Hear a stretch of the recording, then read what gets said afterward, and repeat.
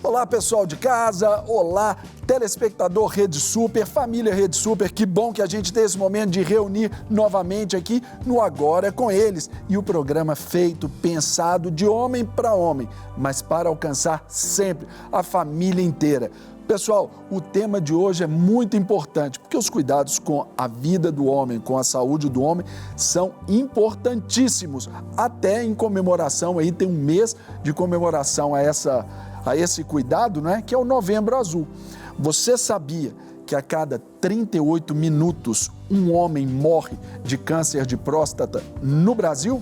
Então, pessoal, como estamos no mês novembro, e essa é a campanha Novembro Azul, então chega para cá, coloca todo mundo na frente da TV aí, compartilha o link se você estiver na internet com toda a família, porque esse programa aqui tem esse objetivo de te abençoar. Lembrando sempre que esse cuidado da vida do homem é integral. Fechado? Então, fique com a gente. O Agora é com Eles está no ar.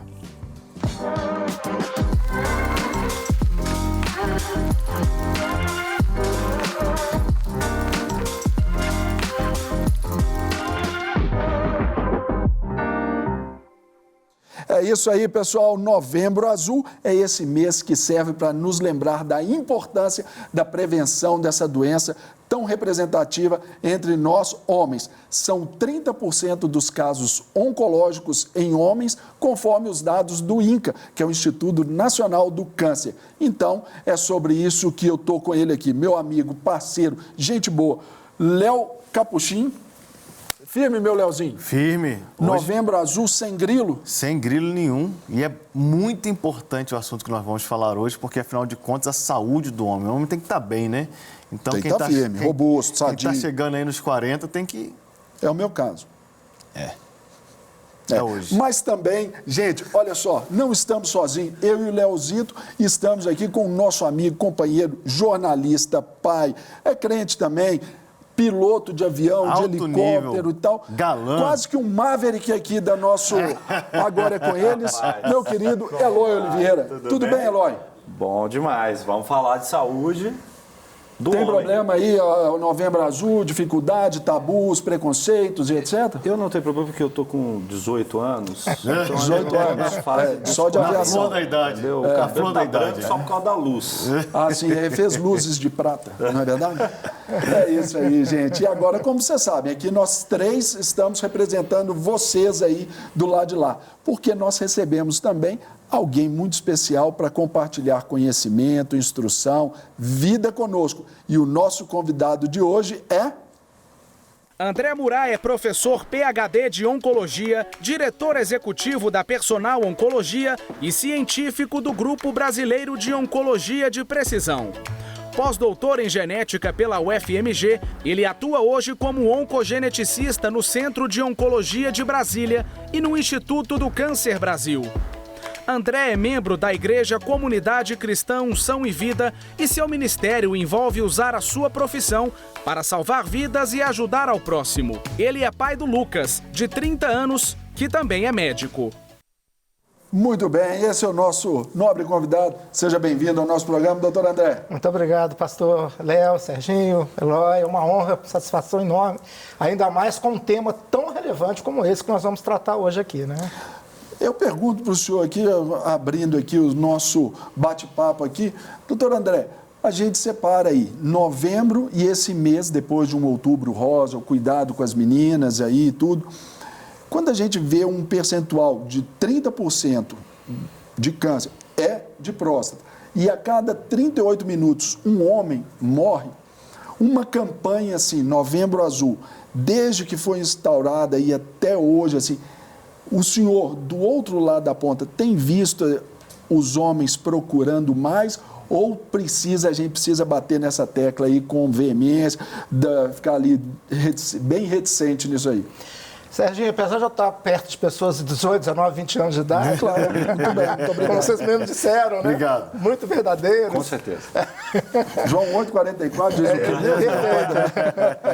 Eu falo em décadas já. Eu já tenho 34 anos de oncologia, né? Então eu posso fazer uma análise retrospectiva e dizer para você que melhorou muito. Quando eu comecei a fazer medicina, comecei a fazer oncologia, era um tabu. Os homens falavam, doutor, aqui você não encosta a mão.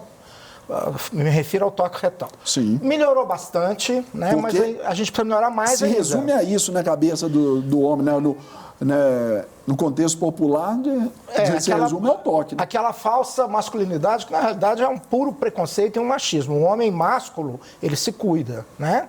E eu costumo dizer, eu falo isso muito com os alunos de medicina, o toque retal ele é importantíssimo. Além de avaliar a próstata, e ele é vital para isso, através do toque a gente consegue detectar várias outras doenças, não é só o câncer de próstata.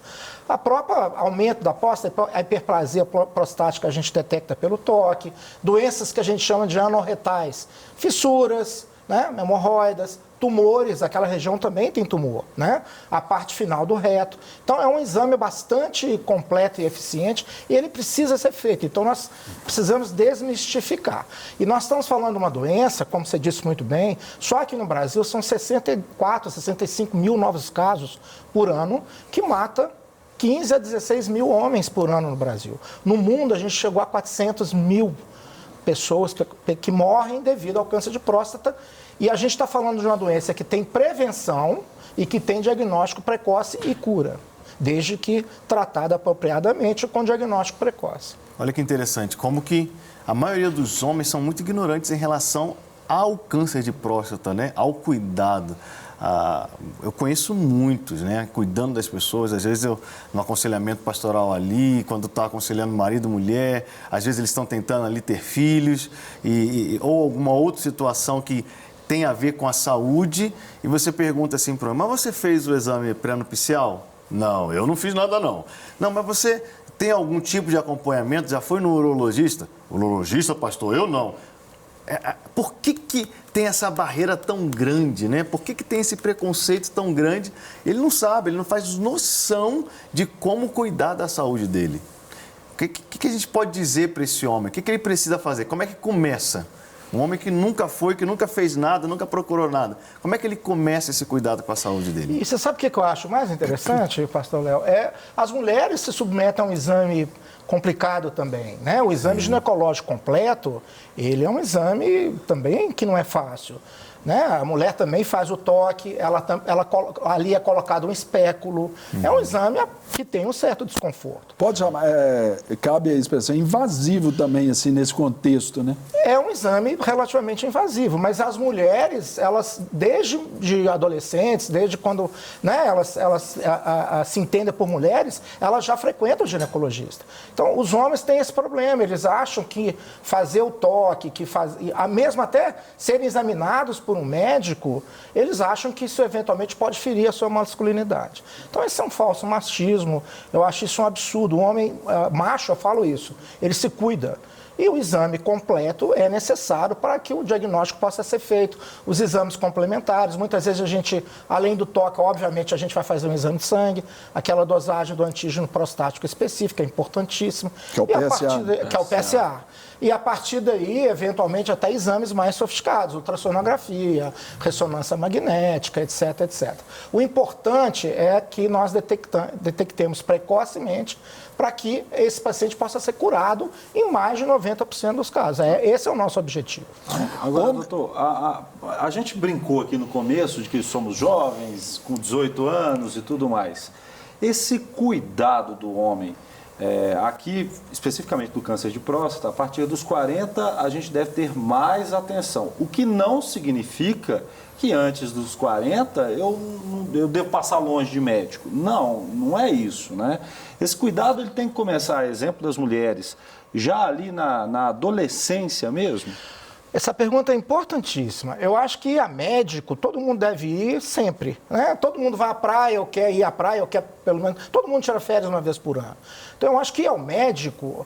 Aí você fala, não, mas eu vou ao médico quando eu ficar doente, ou então só quando eu ficar velho, não, pelo contrário. Quando eu tô sentindo alguma coisa. Ou quando eu estou com sintoma, não, muito pelo contrário. A medicina, ela existe para promover saúde. E a promoção de saúde, ela é um ato preventivo. Então, muitas vezes o médico vai te ensinar a comer melhor. Hoje a gente gente sabe que inúmeras doenças são causadas pela má alimentação. Ele vai corrigir, por exemplo, o seu sedentarismo. Olha, você está com peso acima do normal, vamos chegar esse peso no lugar. Às vezes você fuma, por exemplo, ele vai te orientar a parar de fumar ou parar de beber. Então, toda essa situação exige o quê? Uma consulta médica. Então, eu não coloco idade para isso. Então, desde lá da criança que vai ao pediatra até o adolescente ou adulto, todo mundo tem que ir ao médico. Em geral, uma vez por ano, como a pessoa tira férias uma vez por ano. Isso é uma promoção de saúde. O médico, ele tem uma função, não é só de tratar a doença, mas de evitar a doença, o que é mais importante. Bom, com relação à próstata especificamente, eu vou te dar um dado. Mais ou menos hoje, eu sou geneticista, eu trabalho hoje muito com genética humana.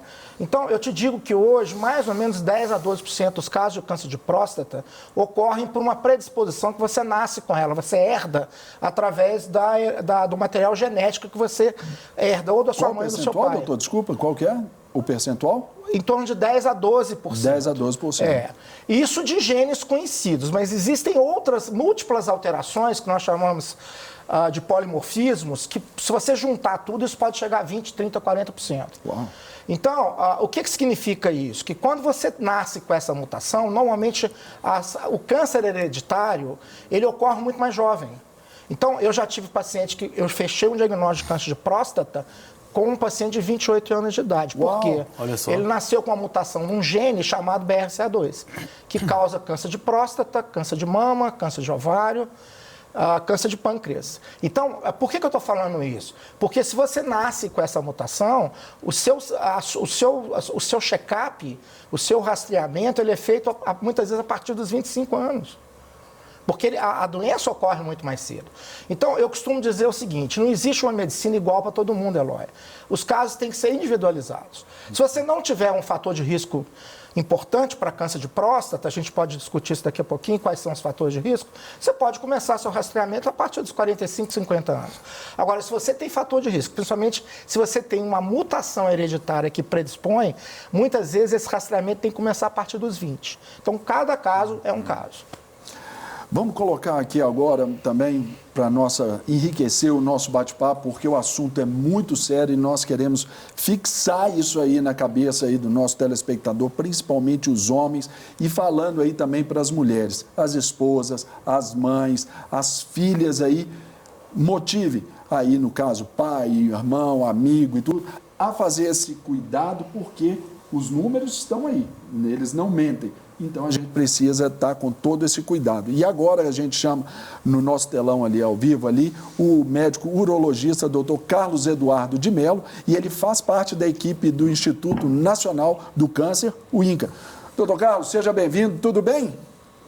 Olá, tudo bem? Boa noite. É um prazer aí estar aí com vocês hoje, discutindo aí um assunto que é muito caro aí para mim, né, que é o câncer de próstata, e principalmente nesse mês aí dedicado à prevenção, né, e difundir essas informações aí, né, combater aí o preconceito do exame, do toque retal, isso é muito importante mesmo. Ô Carlos, agora só te pedir um favor aqui, chama seu pai lá para participar da entrevista, porque você ainda não está habilitado para isso não, ele nem entrou na faculdade, já vai falar pelo seu pai, como é que é isso, cara? Pô, o cara tem 18 anos, cara. Esse aí tem 18 anos. Deve ser a imagem deve estar escondendo os meus cabelos brancos aqui ainda. Brincadeira, honra tê-lo aqui conosco, viu, Carlos? Tá certo. Quer falar aí, Léo? Sim, com certeza. Doutor Carlos, falando sobre urologistas, né? Te faço a mesma pergunta que o Eloy fez para o doutor André aqui, né? Quando que um homem deve procurar um urologista? Quando começa o acompanhamento com o urologista? Tá, primeiramente gostaria até de parabenizar aí o doutor André, foi muito importante aí as palavras dele, basicamente o que a gente segue é isso, né? A Sociedade Brasileira de Urologia, ela preconiza que a partir dos 45 anos, homens que apresentam um fator de risco, né? E dentre eles aí os principais que nós temos seriam homens negros, tá? E homens com histórico familiar de câncer de próstata. Então, que nós comecemos esse screening, né? Basicamente com a dosagem do PSA, tá? E o exame do toque retal. É claro que hoje em dia a gente tem feito uma medicina muito mais customizada, como o doutor André falou, tá? avaliando na consulta o risco que aquele paciente ele pode estar apresentando, né? Em algumas situações, individualmente, a gente pode começar esse screening aos 40 anos, pelo menos dosando o PSA, tá? Para pacientes com nenhum risco adicional, né? Em geral, o que a Sociedade Brasileira de Urologia preconiza é o início desse screening a partir dos 50 anos. Aí eu pergunto também, até aproveitando a presença dos dois médicos aqui, falou-se ali da questão da preventiva da mulher, que logo quando já entra ali na puberdade, já tem o seu ciclo menstrual, já a mamãe já leva e está tudo certo, ainda que tenha um exame tão constrangedor quanto. Se os homens também fossem levados a um urologista também ali na puberdade, muitos desses problemas, até identificando a questão genética aí, seria muito mais fácil, muito mais tranquilo de se observar, não? Sim, com certeza. Essa mesma questão que o doutor André levantou, né? Muito da nossa atividade é a questão da promoção de saúde, realmente. Então, a questão da orientação precoce, né? Tudo isso, com certeza, vai fazer diferença, né? Na detecção precoce, né? E no exame físico e tudo que a gente possa encontrar, né? Numa consulta médica. Hoje em dia, a gente, principalmente no Instituto Nacional do Câncer, né, a gente ainda encontra muitos casos, né, muitos casos avançados, de pacientes que demoram a ter esse diagnóstico e, às vezes, num estágio em que as opções terapêuticas, né, já não são tão adequadas, né, para a gente conseguir aí uma cura, né, desses casos. Então, é importantíssimo, né, que a pessoa tenha esse hábito de procurar o médico e de se informar melhor e o mais cedo possível também. Agora, eu queria aproveitar os dois especialistas aqui, até para questionar... Vai fazer consulta? Não. Não, agora não. Ainda não. Mas eu acredito que a desinformação é o grande entrave de toda essa história. O que vocês mais escutam nos consultórios de dúvidas que os homens trazem a respeito desse tema? Então, o Carlos vai falar muito melhor do que eu, ele é urologista, né? Aliás, ele pode falar, inclusive, melhor do que eu, das várias doenças do aparelho geniturinário masculino que o urologista vai detectar com precocidade. Inclusive, o câncer de testículo, por exemplo, ele dá em pessoas muito mais jovens, né? Então, a importância da visita, ele vai falar melhor do que eu. Isso é fundamental. Agora, basicamente, ele também pode falar melhor do que eu, porque ele vive diretamente esse problema, são as piadinhas. Você vai fazer segunda opinião, tu fez um toque retal, agora vai fazer uma segunda. Então, essas piadinhas de mau gosto machistas, a gente acha que isso é inócuo, mas não. Isso impregna na pessoa. Então, às vezes, aquela pessoa que não tem uma informação apropriada e que se contamina com esse tipo de desinformação, de maldade, eu chamo isso é uma maldade. Ele vai falar, puxa vida, eles vão me gozar depois, eu fui no urologista, o sujeito fez um toque retal e depois agora eu vou pedir a segunda opinião, aí vem aquelas piadas de péssimo gosto. Eu acho que o Carlos pode falar isso melhor do que eu, mas na minha concepção, na minha vivência, isso prejudica demais. Isso vai para o Zap, isso vai para o Instagram, isso vai para o Facebook, fica circulando. Então, o que acontece? Uma pessoa que não tem uma personalidade mais forte, que não sabe exatamente que se impor, ele fala assim, não, eu não vou mexer com isso não, isso deve ser uma coisa péssima. Depois todo mundo no meu trabalho ou onde eu estudo vai me gozar, falar, eu fui parar no urologista, o cara enfiou meu dedo, fez um toque retal, feriu a minha masculinidade. Então, esse é um problema sério que eu acho que o Carlos pode falar até melhor do que eu. E alguns anos também, dentro disso aí, dentro do mês Novembro Azul, a tônica das campanhas é exatamente frisar a seriedade da campanha para o momento ali que está vivendo, né? Até para facilitar.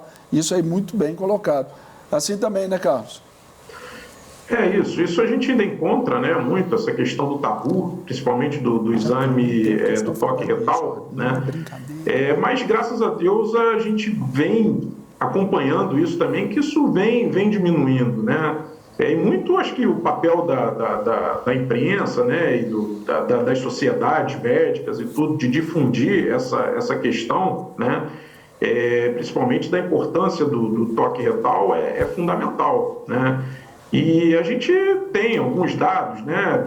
A gente sabe que em algumas situações, em 10 a 15% dos casos aí de câncer de próstata, né, o PSA ele pode vir normal, né? E o exame do toque retal pode vir alterado. Então, é fundamental o exame físico associado ao exame do PSA, né? Basicamente para a gente iniciar a investigação, o screening. Né, mas é um tabu que a gente encontra, mas que, felizmente, eu acho que isso vem diminuindo. Né? Que bom, né? Porque sem esse tabu, ou com os homens procurando mais auxílio, você consegue prevenir mais, você consegue ter uma ação mais pontual, mais contundente, né? Eu queria falar um pouquinho sobre prevenção. Né? Como prevenir? Não tenho ainda meus 40, não tenho ainda meus 45, não tenho um diagnóstico, mas quero trabalhar a prevenção. Não quero só trabalhar quando eu tiver um sintoma. Eu quero prevenir o câncer de próstata. O que é o caminho? Qual é o caminho da prevenção? Essa pergunta é fundamental. E o interessante é que a prevenção de câncer de próstata, ela se confunde com vários outros cânceres, como mama, por exemplo, como intestino, como vesícula biliar. Então, o câncer hoje, a gente sabe que o maior componente dele não é hereditário. Eu citei a hereditariedade, é óbvio que é importante, mas a esmagadora maioria é causada por fatores que nós chamamos de epigenéticos, ou seja, fatores ambientais. E boa parte deles removíveis. A gente pode atuar. Tem coisa que a gente não pode atuar. Infelizmente, como é que eu vou controlar a poluição por combustível fóssil, né? Eu não tenho esse poder, né? Infelizmente, eu sozinho não consigo diminuir, por exemplo, o uso de pesticida, a poluição ambiental, como eu falei, etc. Mas tem coisas que eu consigo atenuar ou eliminar. Por exemplo, tabagismo. Por exemplo, consumo de bebida alcoólica. Por exemplo, ter uma dieta saudável. Hoje a gente sabe que 30%, 35%, 40% dos casos de câncer estão diretamente ligados a uma dieta atual, uma dieta que a sociedade de consumo nos impôs, que é aquela dieta do micro-ondas. A gordura poliinsaturada, alimentos artificialmente conservados, embutidos, enlatados, ultraprocessados. Esses alimentos são cancerígenos. Então qual que é a dieta ideal? Verdura, legume, fruta, grão, preferência carne branca, peixe, por exemplo, né? E o mínimo possível desses contra-alimentos que eu falei. Então, aquele alimento que vai no micro-ondas, o problema não é o micro-ondas, o problema é o que eles colocam ali para que aquele alimento tenha um pouquinho de sabor e lembre o alimento natural. Até para a conservação daquele alimento. Até para a conservação. Então, eles usam conservante, eles usam gordura poliinsaturada, que é extremamente cancerígena, né? E uma série de outros venenos que são colocados ali. Então, alimentos in natura, a dieta é importantíssima. Número 2, controle de peso. A obesidade está ligada a vários tipos de câncer, né? Por vários motivos que não vai dar tempo de eu falar aqui. Terceiro, sedentarismo. Então, a atividade física é importante, mas não é aquele sujeito que vai jogar futebol no domingo, o cara vai lá no campo, no clube, joga um pouquinho de futebol, depois bebe um gradado de cerveja. O peladeiro lá no final de semana, né? Famoso peladeiro. É uma atividade física regular, pelo menos 1 hora e 15, pelo menos 3 vezes por semana, o que a pessoa quiser fazer. É academia, é corrida, caminhada, hidroginástica, o que for, né? Então, esses são os fatores que nós chamamos de preventivos. Agora, eu queria voltar na questão da genética, até porque eu faço oncogenética. Nós, oncogeneticistas, o Carlos sabe disso, a gente tem uma regra básica. Normalmente, o rastreamento que a gente começa o rastreio, se perguntaram com que idade. A regra básica é o seguinte: pega na sua família quem teve o câncer mais cedo. Suponhamos que eu tenho um pai que teve um câncer de próstata com 60 anos, mas eu tenho um primo que teve um câncer de próstata com 55, então eu boto 5 a menos. Agora, se eu tiver um primo que teve próstata com 48, eu vou começar com 48 menos 5, eu vou começar com 43. Sempre 5 anos antes. Por quê? Porque tem uma possibilidade disso ser genético, e se for genético, isso vai ocorrer em idade abaixo da convencional. Essa é a característica dos tumores hereditários. Hoje, nós temos testes que a gente faz ou na saliva ou no sangue que detectam essa alteração. E qual que é a vantagem de eu saber disso? Eu começar a prevenção e o diagnóstico precoce muito antes do que a doença ocorra. Sim. E a outra situação é, por exemplo, quando eu tiver filho, eu vou testar meus filhos. Essas doenças hereditárias, elas são, a gente chama de autossômicas dominantes. Então, eu tenho 50% de chance de transmitir isso para um filho meu. Ele nasce com 50% de chance. Então, é importante que ele faça o teste também, né? Assim como meus irmãos, etc. Tem uma situação que a gente chama de heredograma, em que a gente vai estudar isso. Mas, assim, basicamente, as medidas preventivas são essas que eu citei. Agora, doutor Carlos, só para a gente até te liberar também, eu queria te fazer uma pergunta. É a seguinte, hoje a gente vê aí na internet, vê propaganda na televisão, ali, enfim, todos os meios sobre remédios compostos ali que nos favorecem. Ah, se você tem aí o inchaço da próstata, se tem dificuldade de urinar, você vai ter que tomar isso aqui. Ainda que eles coloquem lá, não tome sem consultar o médico e tudo, a questão da automedicação, ela ainda é uma cultura que a gente precisa de romper com ela. Neste caso, o quanto que isso complica nesse cenário aí do câncer de próstata para os homens? Bom, isso é realmente um problema que a gente tenta combater, né?